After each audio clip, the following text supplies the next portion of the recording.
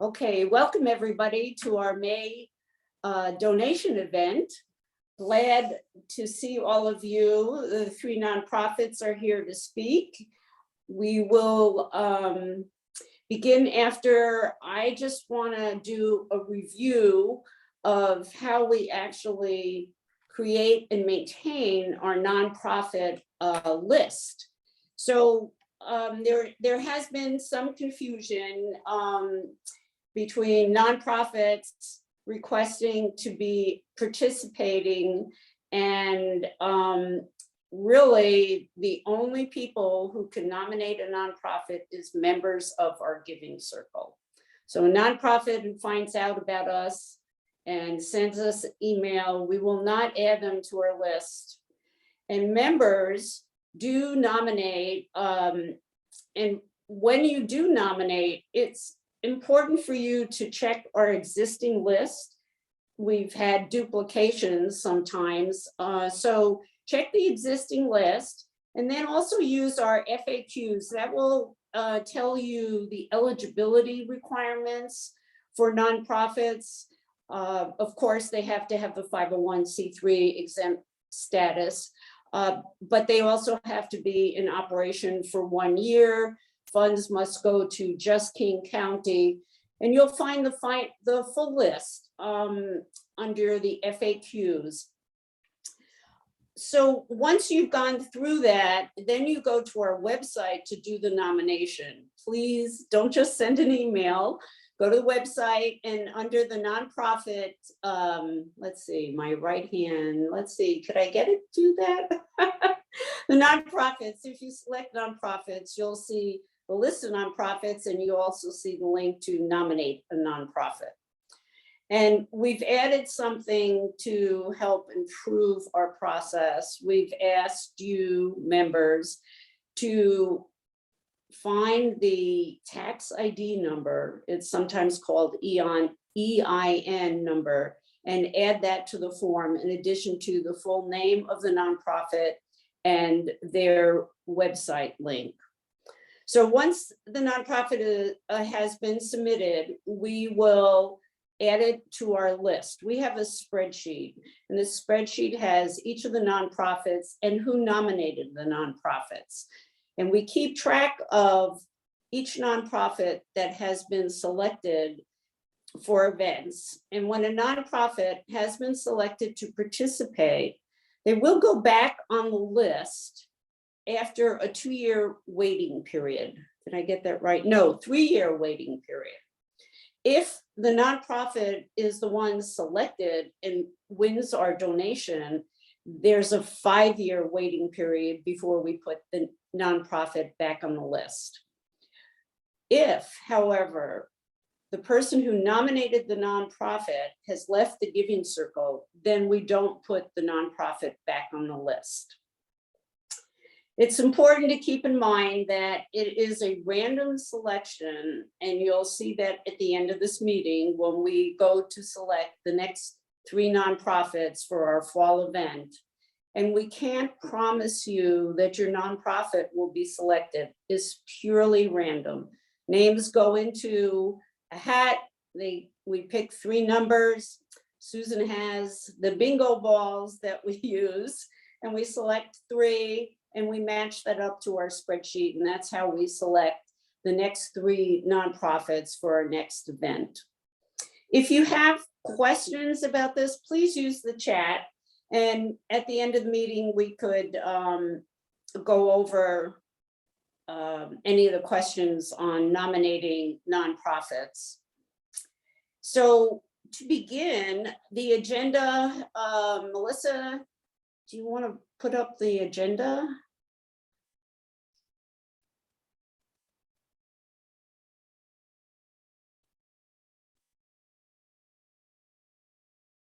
I'm working on it. Sorry, I need to pull it up. Okay, well, I think I know it. So really the next thing will be the nonprofits will each get to speak. They get 8 minutes, and then we have 4 minutes for questions and answers. And again, this is where you use the chat window to ask your questions. And please ask the questions to everybody, so everybody can see everybody else's questions. So hopefully we don't get repeats. So after the nonprofit presentations, I believe then we will have an open discussion and cover any questions that didn't get covered. The nonprofits will get maybe an additional time to speak for closure on what they want to tell us about their nonprofit. And then Susan will lead us through selecting the next 3 nonprofits and then closing remarks. So that's our agenda for tonight. So let's get started with the first nonprofit, which is Babies of Homelessness. Britton Stockert is the executive director, and she's with us to speak today. Take it away, Britton. Hey, thank you so much, Susan. Can everyone hear me? Thumbs up. Awesome. I am going to share my screen. It's a short slide deck, I promise. People are probably zoomed out here. But first of all, I just wanted to thank you. Gosh, what an honor it is to be selected. You know, there's so many funding challenges right now out there. And we love just the power of the community, just giving back. So 1 second, I apologize. Tech issues here, 1 minute here.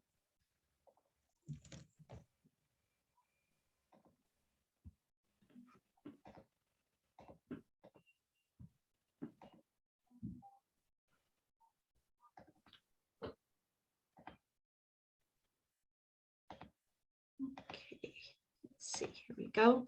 So yeah, so thank you so much for having us. Britton here, Babies of Homelessness. We are one of the very few diaper banks in the entire Puget Sound. That's King County and Snohomish County. And I'm not sure if many of us have probably heard at the height of COVID and in the middle of COVID, we've all seen these long lines at food banks, right? Well, similar to food insecurity, there's a massive public health issue, and that is something called diaper need. 1 in 3 American families are struggling to afford diapers for their kiddos. And unfortunately, you know, families are having to make a tough call, stretch the amount of time between diaper changes, repurpose soiled, wet diapers. And this has been kind of an overlooked, decades long issue, public health issue. And so, and I can give you some stats. In King County, there are about 39,000 children living in poverty. And when parents are calling us, more than anything, more than food security, is they need diapers. It's pretty bad. We have parents calling us right now having to create makeshift diapers out of plastic. And what we did is we calculate, what we believe in our organization is similar to food and housing. Diapers are a basic necessity, critical to a family's well-being, critical to their health. We know in King County right now, there's only 3 diaper banks. It's going to cost about $77 million to diaper the number of children living in poverty 0 to 4, just in King County alone. And unfortunately, unlike food, unlike housing, there isn't a federal program like WIC or SNAP or vouchers to subsidize diapers. So you have this massive public health issue right now. COVID has made it so pervasive. At the same time, we have challenges. We have lawmakers, many of them men, that don't believe that diapers are a basic necessity. And so you see diapers are taxed in so many states. And, you know, our diaper bank is slammed. Our whole mission, how we came about is in 2016, Star Lalario, who is a visionary, she heard a news story of a toddler experiencing homelessness in one of a Seattle tent city. And she, to be honest, she was enraged. She was like, how could this child be in an encampment in a soiled diaper eating a 3-day-old donut? And so kind of what started out, we actually started out as a direct crisis response team, and we still have that program. Families experiencing homelessness, living in their cars, at a shelter in Seattle, tent cities, encampments, they can call us place an order for diapers, wipes, and formula. And we are the only diaper bank where we will meet that family wherever they're at within 2 counties, and we deliver within 72 hours. This is huge because many diaper banks, there are about 225 diaper banks nationally. We are the only diaper bank where, in addition to distributing to 22 King County agencies, we have an easy, quick way for families that are experiencing homelessness and families that are low income to get the basics for their babies. I talked about our direct service. We distribute bulk loads of diapers. Think of us as the Amazon diaper supplier. Every month we drop off pallets of diapers to 20 agencies. Many of these agencies are in South Seattle, communities that have been kind of left to the wayside. They lack access to capital resources. We also have a mobile service. So if you know of a family there are actually middle-class families that are now low income, a family that's on hard times, they can receive a large box of diapers, wipes, and formula at one of 3 bus accessible locations in Seattle, Kent, and Bellevue. So we have 3 programs. Now, in terms of impact, we all know, I don't know if you saw the statistics, 1 in 3 nonprofits have dissolved. Why? We're slammed, right? We're slammed, but at the same time, there's a mass exodus of nonprofit workers leaving. It's a hard time. Even in spite of this all, of a team, we have 3 full-time staff, 42 volunteers, 7 board members, and 4 contractors. We served 5,173 children last year. We distributed 300,000 diapers, and our org budget was 400,000. Now, I want to kind of give you a glimpse of the demand that we're seeing, skyrocketing demand. And the first 3 months of 2022, we've served 60% of last year's total number of children. We've already served 60% in the first 3 months of 2022. In terms of the number of diapers that we've given out to King County families, we have already served in the first 3 months 40% more. And so by the end of 2022, we will have given out 1 million diapers, which just speaks to this large public health issue. Unfortunately, as I said before, it costs $77 million to remedy this public health issue. And because of that, no government is willing to create such a program to subsidize that. And so that's why you have kind of this national movement of diaper banks trying to meet this need while at the same time, facing some funding challenges. Wanted to share just real quick some beautiful stories. This is Tiffany. She is a client. She just got her 2 kids into housing. She actually serves on our community outreach team. She's very popular in some mutual aid groups in Seattle on Facebook. And what she does is she helps spread the word about our intake line to other families that are unhoused. She says here, what I love most about Babies of Homelessness is that even after we're housed, they still help us. Our struggles do not stop once we do find somewhere to live. And with the price of diapers rising, BOH is a blessing. I won't go into it too much, but Tiffany had a really hard life. As a young child, she suffered a lot of abuse at the hands of her mother's boyfriend.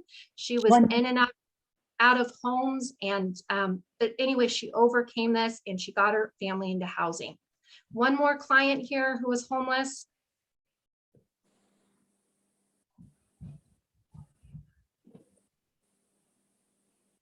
One minute left.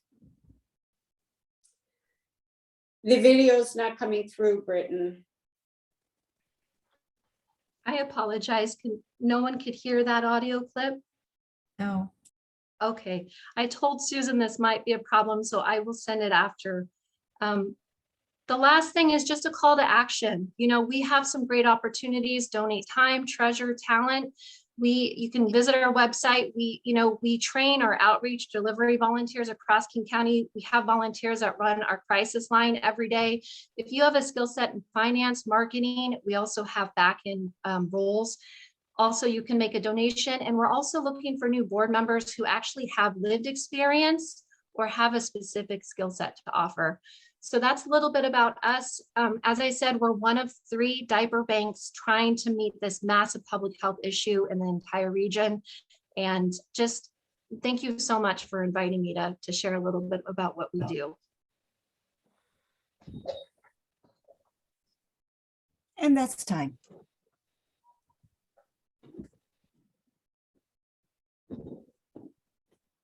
So Melissa, do you want to? I don't see any questions yet, so Oh, if okay. anyone has questions, let's see. So Allie just asked, do the diaper companies donate to your organization? It's a great question, Ali. Yes, we do. One thing I wanted to preface, we don't just give disposable diapers. We also give cloth diapers.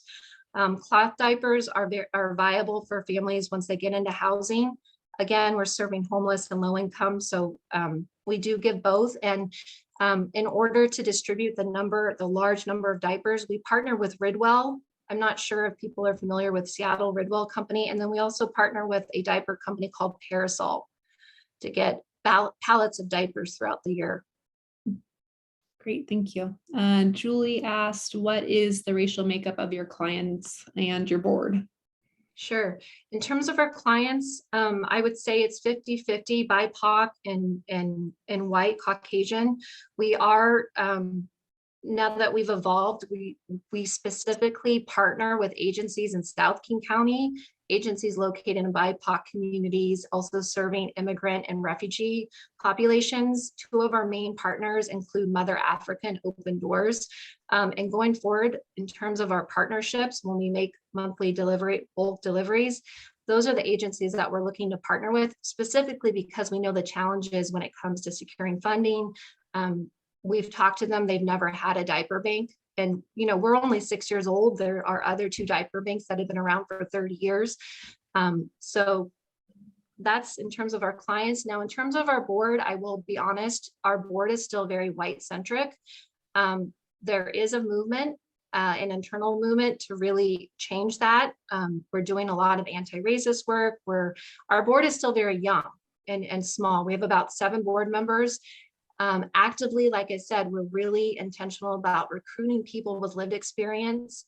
The founder and I do have lived experience, low income, periods of homelessness. However, we no longer represent the communities that we're serving. And that is, to be honest and candid with you, that is one of my goals, is passing the baton and working on a succession plan to bring someone from South King County, or even we also serve Snohomish County. Thank you for that. Those are all the questions posted currently. How are we doing time-wise, Susan? We are done. Okay, all right. Thank you very much, Brenton. Next on our list is Goodwin Connections. We have Maggie Skinner, who's the executive director, and Rachel Sanchez, who is programming and community outreach. I'm working on getting Rachel Okay. here. Sorry, I'm trying to find her. There we go. Okay.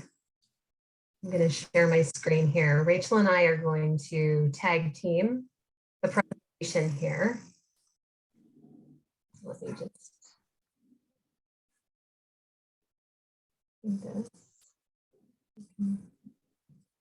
There we are. All right, wonderful. Well, thank you so much for the opportunity to present this evening about Goodwin Connections. I'm Maggie Skinner, and I am the executive director at Goodwin. I've been with the organization for 8 years, and 5 of those years I've been the executive director.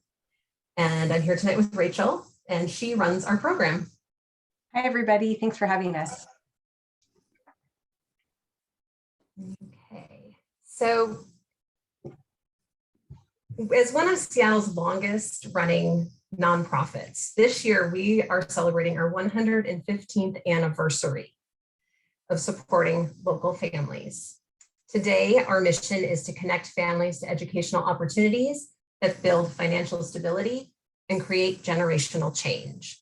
Here you can see one of our graduates from last year, Ayan. She graduated from UW, and her son graduated kindergarten at the exact same week. There they are together, doing the photo shot in front of the big W.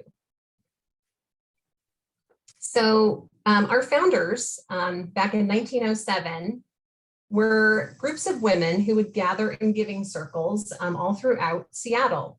And these women brought cheer and nourishment to hospital patients while they were recuperating, as well as their families. They were called the Seattle Fruit and Flower Mission.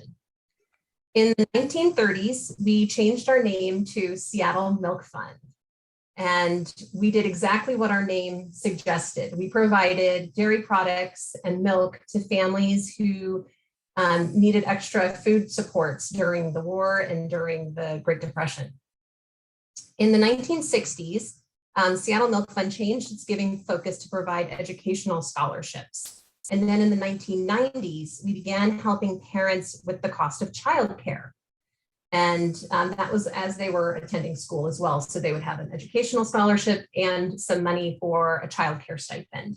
Back in the 90s, childcare was still expensive and was a barrier for student parents to even attend school. They were able to kind of cobble together scholarships from various foundations and grants and things to make their tuition work, but that childcare piece was still just quite a barrier as it is today. So today we support student parents from the first day they enter our program through graduation day and into their career. And because we no longer provide milk to families, we changed our name in 2019 to Goodwin Connections. And you can see a little bit more there about Etta Goodwin, our namesake. Our program allows for parents to focus on their studies, do well in school, and complete their certificates and degrees in a timely manner. Our program also provides access to affordable and consistent childcare, which helps set children up for success in their future education endeavors. As you can see, a single mother of two in King County must earn more than $80,000 a year to be considered self-sufficient in our area. That comes to about $39 an hour.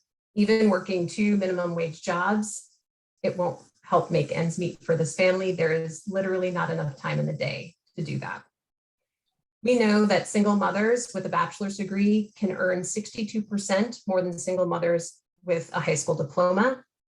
And when society invests $1 in high quality early learning, it yields a $4 return on investment.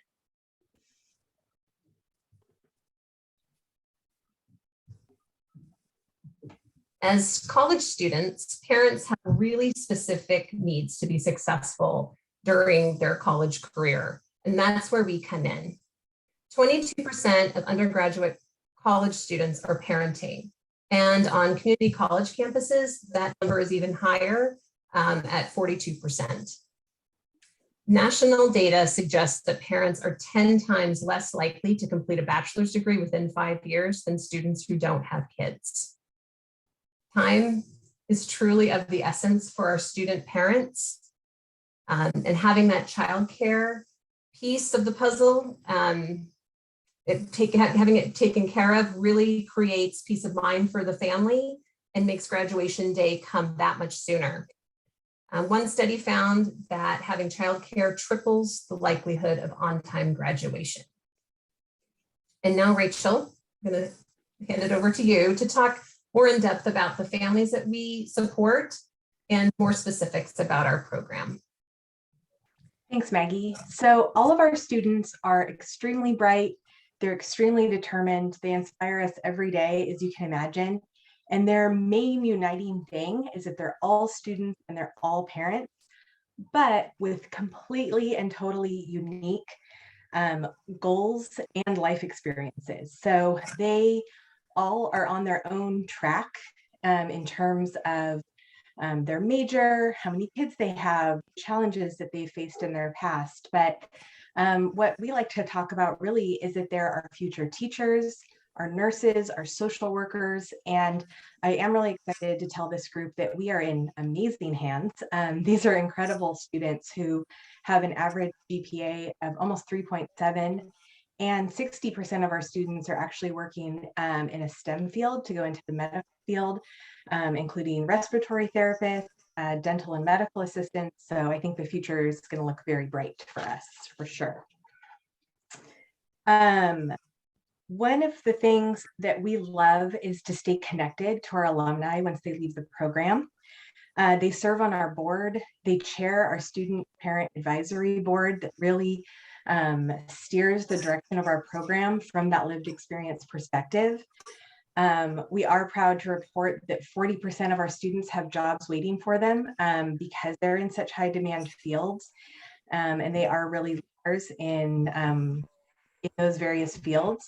30% go on to get the next degree in their field. As you probably know, a lot of roles these days, you really have to have that advanced degree to earn a living wage. And then another 30% start their job search after graduation, and we're able to continue to support them and have continued access to our career services. 1 minute left. Oh, wow. That's not great. Our program demographics are very broad. We do serve 95% moms, and about 60% are Black, Indigenous, and people of color. We offer so many different services for our program. We really want to be an extension of their support system. We offer childcare tuition assistance, which those hard childcare costs that Maggie referred to. Created a massive student parent career kit. We offer back to school and holiday support, as well as case management referrals, tickets for families, and we are one of the first nonprofits in Washington State to partner with Dolly Parton's Imagination Library. And all of this support makes a massive impact on our students. For example, Victoria is a refugee from Belarus. She came to pursue her, is that time? Okay. You can read more about it on our website. So we'll share this presentation with you later. Great, thank you. And we might have time at the end too, if you want to continue the Okay. presentation. Okay.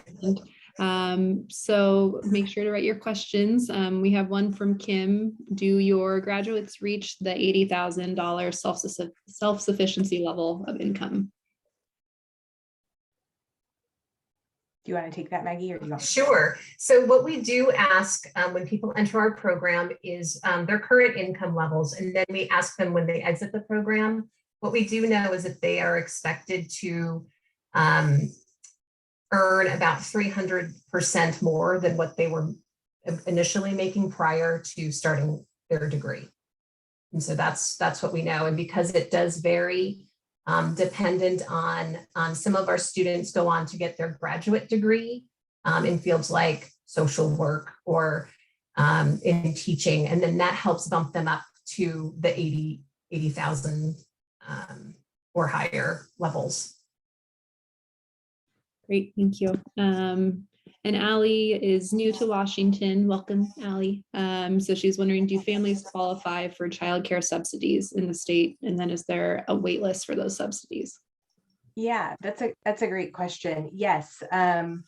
So the families that we serve, in addition, because childcare is so expensive, we actually end up being a second or even sometimes third funder for some of our students. So families, you have to show a significant financial need, and the way we define that is that you're working below 80% of the area median income, but most of our families live around the poverty level, so they are eligible for the state subsidy, which is Working Connections childcare.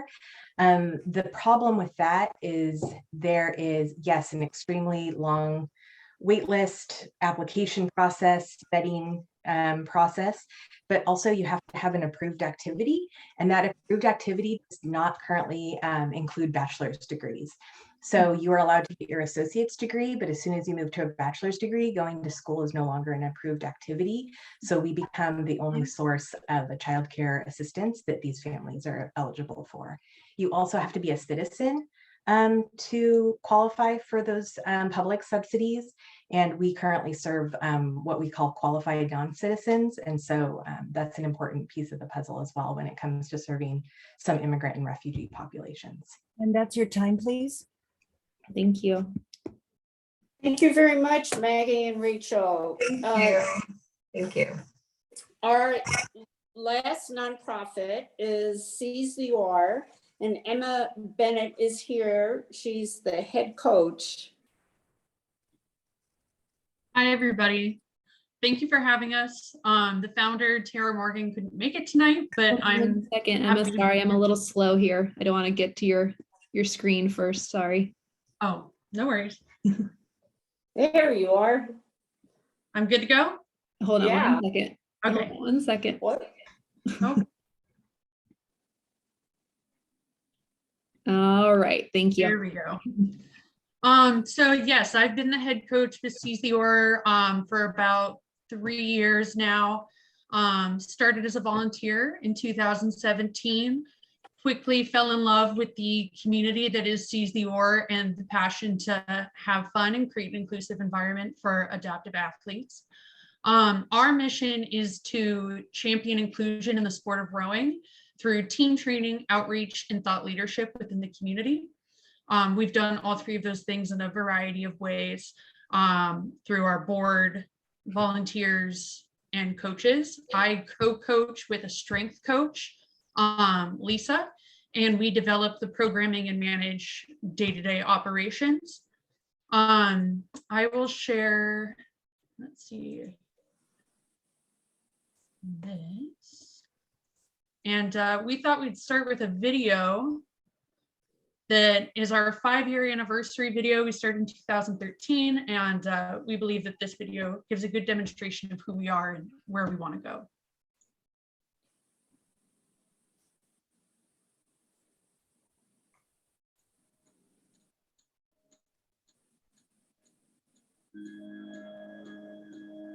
Hey, I'm Coach Tara, and I'm the head coach and founder of Seize the Oar. We champion inclusion in the sport of rowing in the Pacific Northwest. Seize the Oar started in 2013 as a random experiment. I got an email from a gentleman who wanted to learn to row, was an avid athlete, but had some issues from a spinal cord injury and was still paraplegic at the time. And I saw that email and I didn't even hesitate. I said, sure, absolutely, come on down. Oh, let's try it. That actually became a really important aspect of Seize the Oar, this concept of sure, why not? Or sure, let's try it. We had no idea then that we would be what we are now 5 years later. We have a full roster, we have a full program, and we're all over the Pacific Northwest making rowing happen.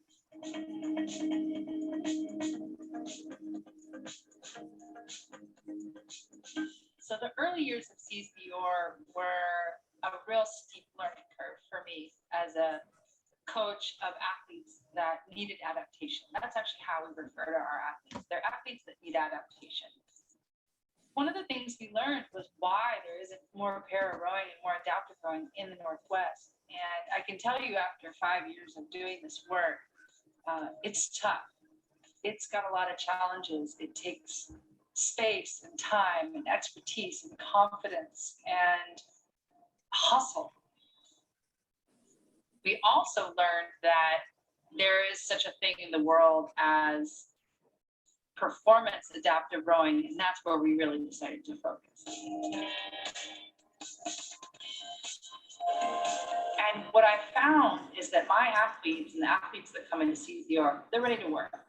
They're ready to race. They're ready to perform, and they're ready to beat their own goals, and they're ready to be challenged.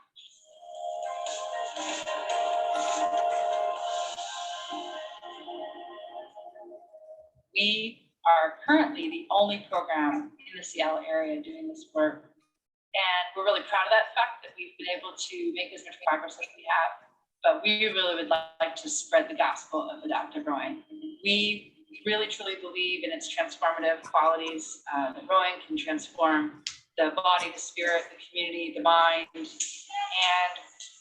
we envision programs all over the Pacific Northwest, satellite programs of Seize the Oar, opening programs at various boathouses. We envision athletes being able to contact a boathouse and having any coach in this region saying, sure, let's try it, just like we did in 2013. Seize the Oar is visionary. Seize the Oar is a movement, and we have a really great future ahead of us.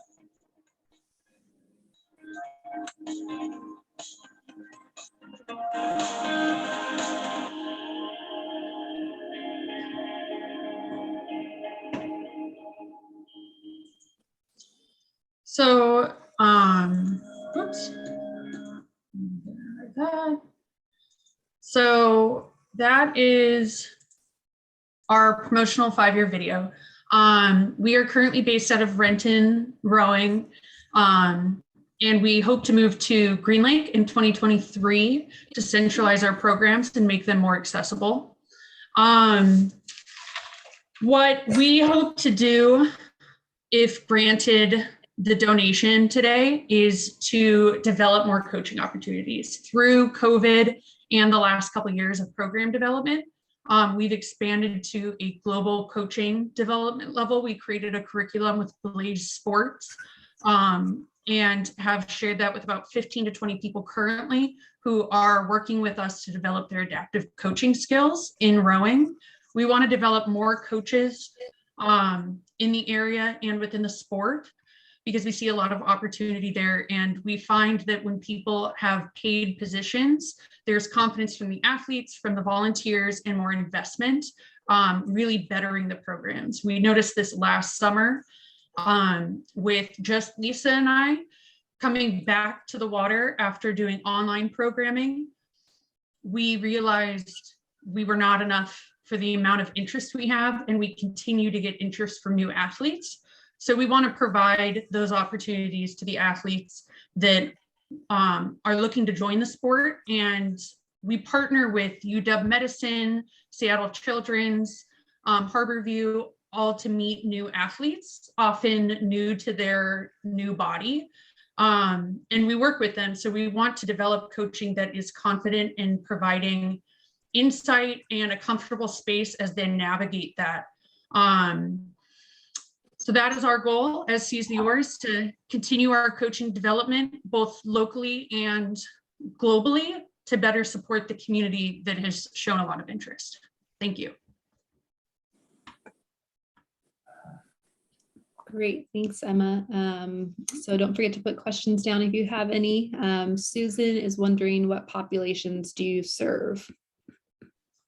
So we welcome, what's interesting about Seize the Oars is that we are an adaptive team, and we welcome anybody and everybody who wants to join. We have worked with a variety of disabilities, both partnering with Outdoors for All for cognitive disabilities. Most of our current team are physical disabilities, but they have ranged from people who have experienced paralysis through stroke or paraplegic participants, blind athletes. And we also welcome older athletes or people who want adaptation and need that community to feel safe starting in the sport of rowing or continuing their journey with the sport. Great, thanks. There's not any other questions currently. I had a question. When you were mentioning people who have had a stroke, is there an adapted handle that they can just use with one hand to pull back? Yeah. Okay. Yeah, so we've been creative with the athletes in the learning process. There are not a lot of resources for adaptations for those situations. So we are working on our coaches developing those resources for other coaches worldwide as well. There's a tool called an active hand that through Velcro straps the hand to the handle, which allows them to still have that leverage on the oar while not having to rely on grip strength or mobility. Okay, thanks. Thank you. Let's see, I'm not seeing any other questions pop up. How are we doing on time, Susan? We have about a minute. Okay. Emma, is there anything else you wanted to say with the time? No, I think we covered what we plan to do and who we are, so thank you. Great, thanks. Thank you, Emma. Thank you.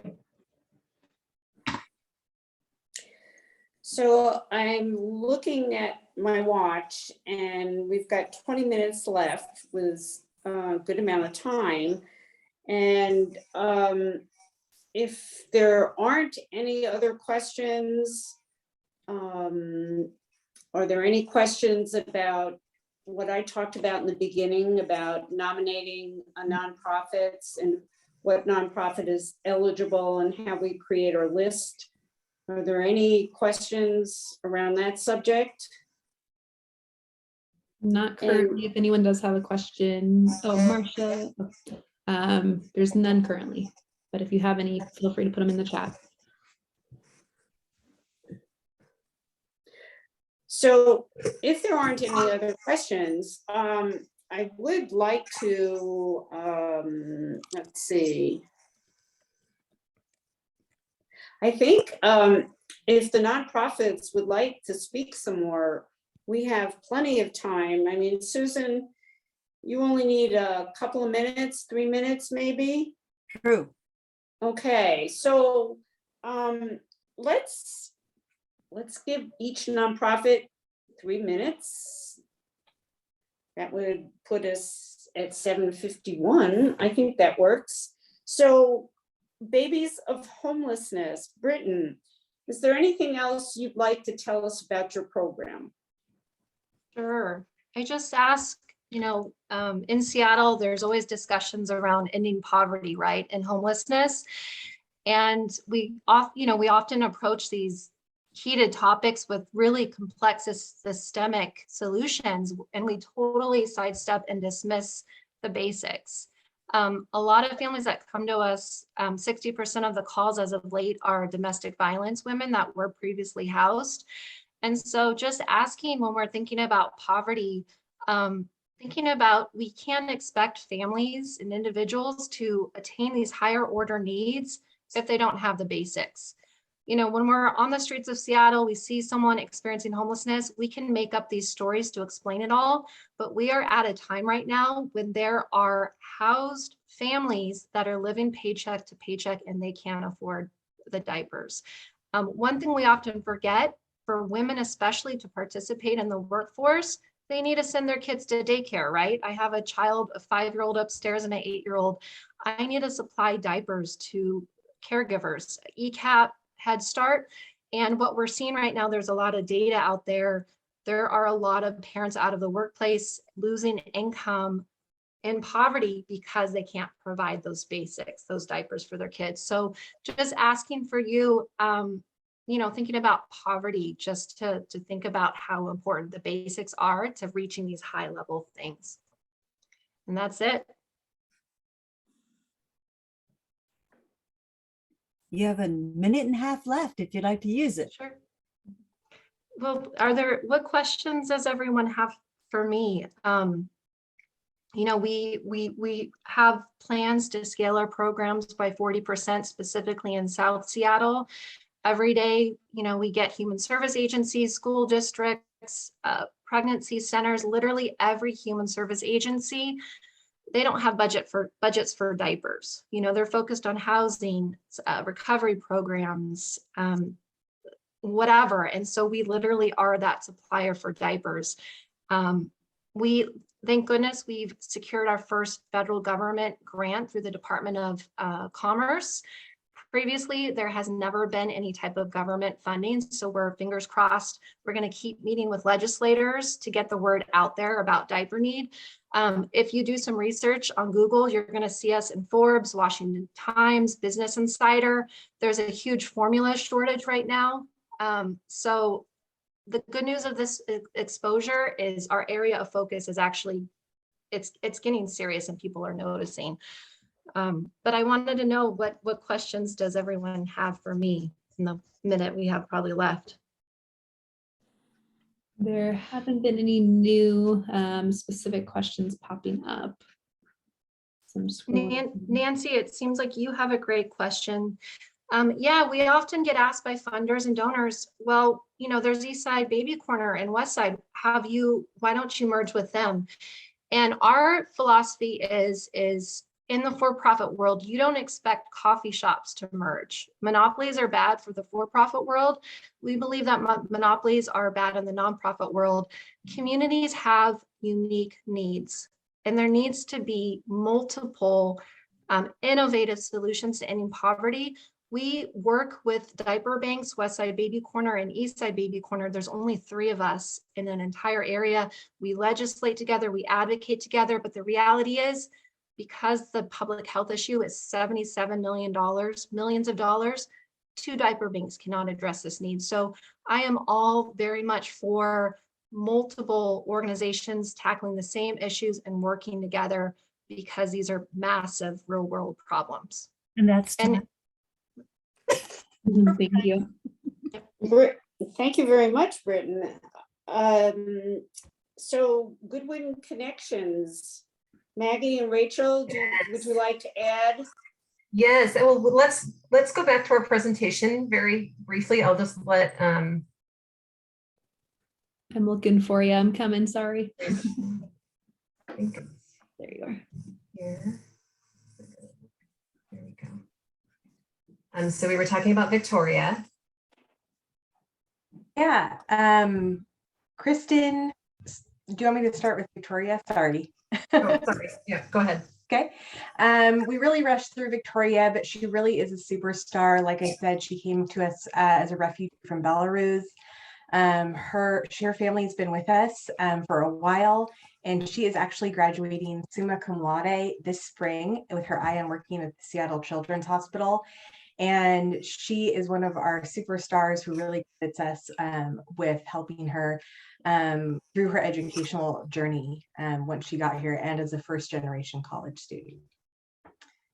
Kristen was a survivor of domestic violence, and when her and her son were in a shelter and she was researching resources, she realized how incredibly difficult it was to navigate the system. And she basically vowed that she would help other women who were in her same situation. And we're really excited to share that she just passed the bar exam and was sworn in as a lawyer, and already has a job and is going to work towards protecting other domestic violence victims. So there's just a lot of really exciting stories coming out of our program.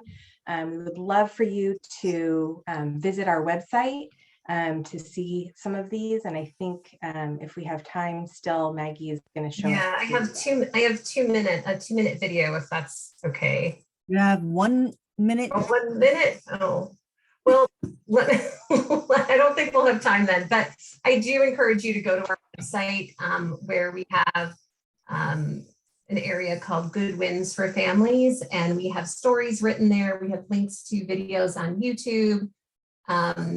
We're of course post those on social media as well.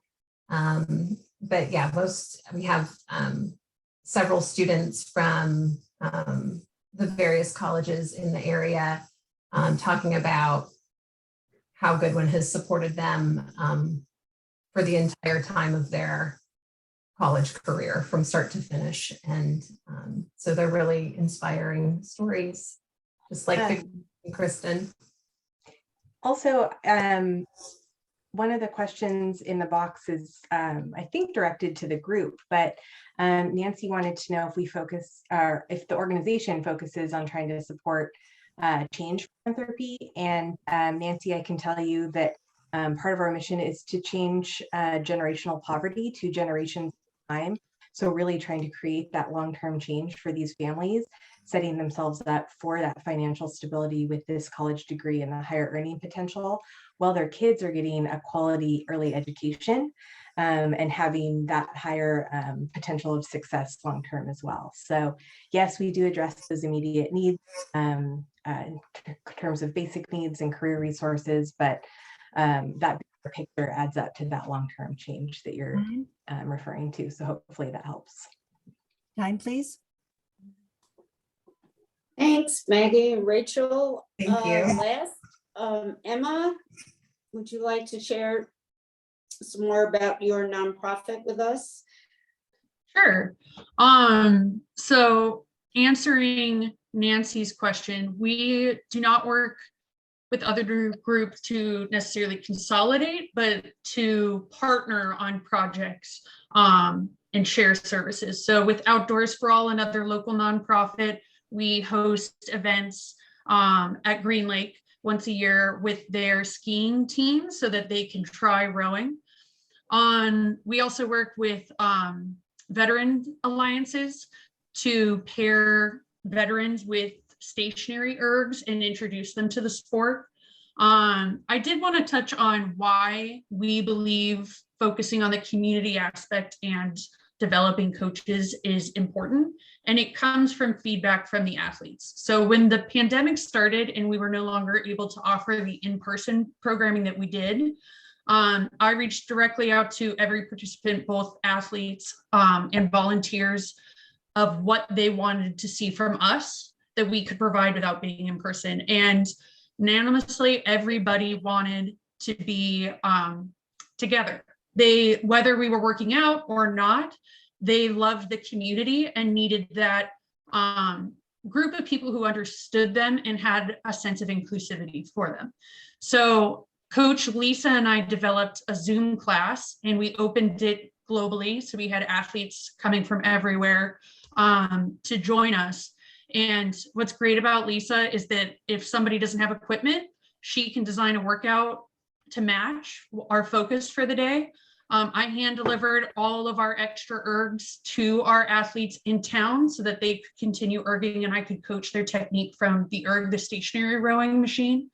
But our hope to develop coaches, we have 2 we hope to bring on this summer, comes from more athlete interest every year and us wanting to provide the quality water time and teamwork that we cannot provide without education, resources, and coaching development. Thank you. Thanks, Emma. I've got a quick question. Will you please define an erg to those who don't row? Yes, thank you for asking. It is a stationary rowing machine. So if you're familiar with CrossFit, or it's what we use to train off the water that mimics the rowing stroke. Thank you. Thank you. Okay, next on our agenda, I'm going to turn it over to Susan and then there'll be some closing remarks. Susan, take it away for selecting our next 3 nonprofits. Keeping with the bee theme, we now have the bingo ball basket instead of the bingo ball hat. But for fun, let's see what we've got. Our first nomination is Food Lifeline. Second ball is Beacon Food Forest. And the third is Grandmothers Against Gun Violence. All 3 will be at our next event. Thank you. Well, thank you very much, Susan. To conclude the evening, I'd like to make a special note. This year, the Schultz Family Foundation decided to support giving circles in the United States. Schultz is the CEO of, oh my gosh, I just, what was that? Best Buy, yes, thank you.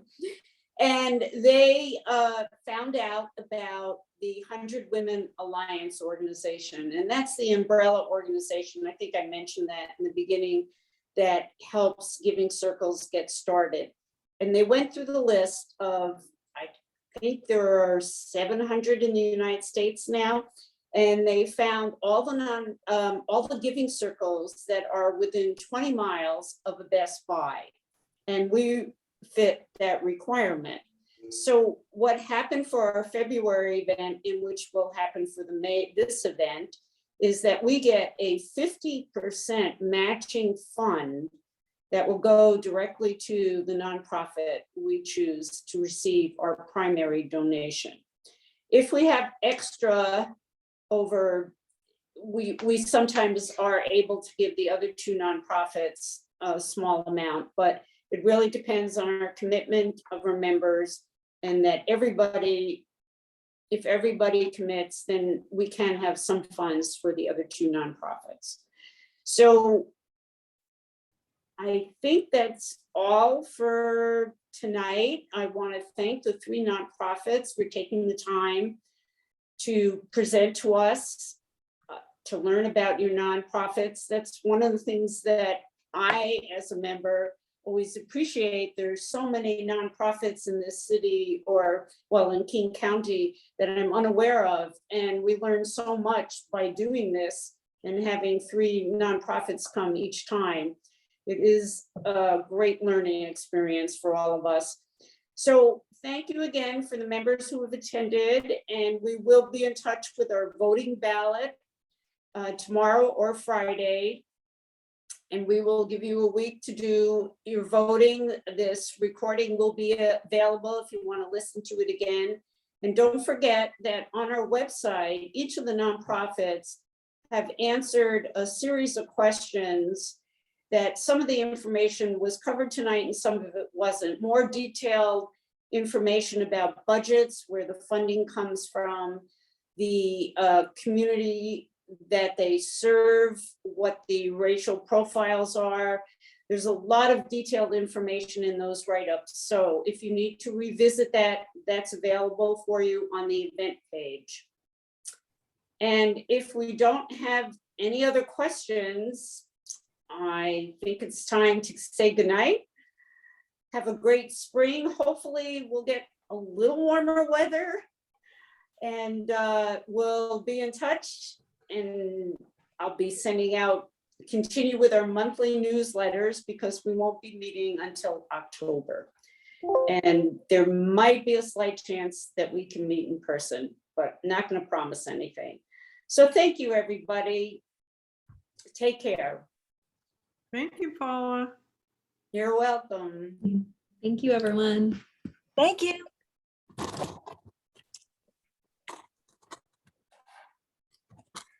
Melissa, have we stopped the recording? Oh, thank you.